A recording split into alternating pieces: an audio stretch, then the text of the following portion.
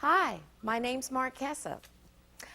I'm going to share something very interesting and at the same time kind of funny.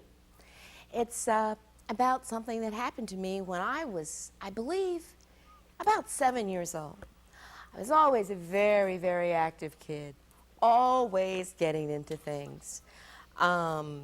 Whenever my parents would want to punish me, I would run, I'd hide, I'd get under chairs, I'd get under beds. I'd go any place to keep my parents from finding me when they wanted to punish me. I have a younger brother who's 2.5 years younger than me. And I think when he was born, I was one of those 2.5-year-olds who didn't take very well to having this new person coming into the household. And there was clearly some sibling rivalry as I was growing up. So as we grew up, I was always kind of picking on my brother. I always picked on him. I would always hit him. I would always make him cry. I would always take his things away from him. I was always getting punished for doing something, and I would hide so they couldn't find me to punish me. Sometimes my parents would make me go to my room for things that I had done. And I would go in my room and I would yell out the window to everyone who passed by, "Hi, my parents put me in my room. They're punishing me for something that I did." Sometimes I would go in the bathroom and I would get my dad's razor and I would decide I wanted to shave. And so I would shave with my dad's razor and I would cut my face all up. So I was a very, very active kid. I think the most exciting part, which I've been trying to get to for a few minutes, was the time I got my head stuck under the steps. I used to play, and this was outside. Sometimes I would go outside and I'd play, and I'd take my mom's pots and pans out of the kitchen, and I'd find big rocks, and I would put those in the pots, and those would be my roast.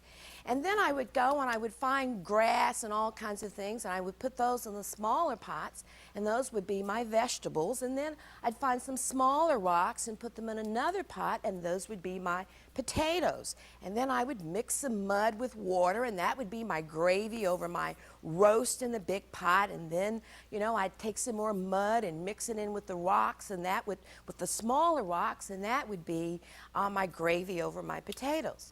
Well, this one day when I was out there playing, the big rock that I needed for my roast was under the steps. I was trying to figure out, how am I going to get this rock from under the steps? So I took my head and I put it under the steps, and I said, there's the rock. I've got it. So I have my hands on the rock. I'm under there. I lift the rock up. I can't get my head out. It's stuck. And I'm trying to get my head, and I'm wiggling and I'm wiggling. And you would think a 6-year-old's head would not be so big that they couldn't get it from under these steps. I'm yelling and I'm wiggling and I'm trying to get from under the steps. It felt like ever. I never got my head from under the steps.